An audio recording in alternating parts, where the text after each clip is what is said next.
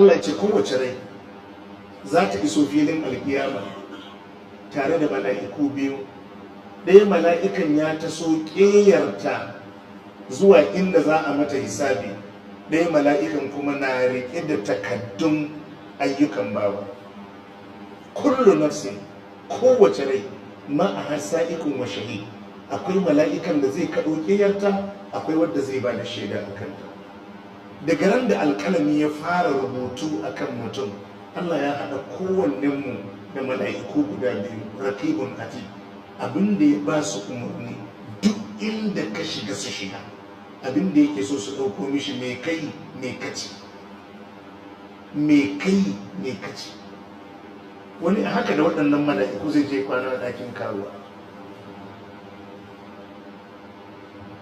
Duk inda ka je ma yalfizu min qawlin illa ladayhi raqibun atid.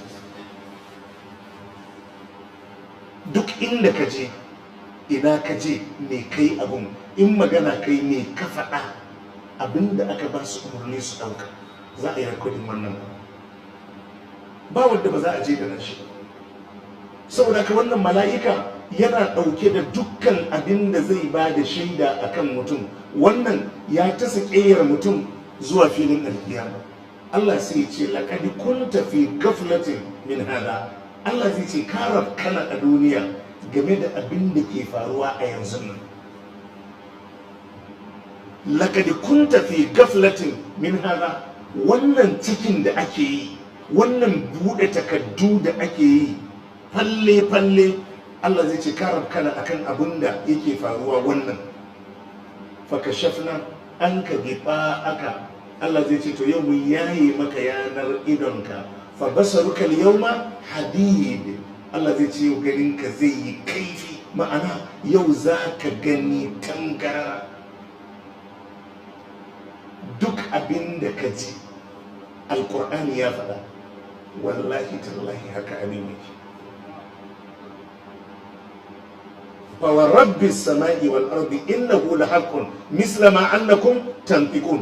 Allah ya ce na rantse da ubangijin sama da ƙasa, alƙur'ani da alkiyama da duk abin da ka ji alƙur'ani ya zo da shi gaskiya ne. Allah ya ce misla ma annakum tantiqun, kamar yadda ku kuke magana. Ni yanzu ai ni ne Ahmad Tijjani. Allah ya ce to yadda na yarda ni ne. Allah ya ce wallahi haka alkiyama take. Yadda ka yadda kai ne da gaske kana nan, Allah ya ce wallahi haka alkiyama. Duk waɗannan abubuwan matakai ne kuma da a zo a bi su. Fakashafna anka ghiba'aka, mun yaye maka yanar da take idonka, fa basaruka al-yawma hadid. Allah zai ce yau ganinka yana da kaifi, ma'ana yau za ka yi gane-gane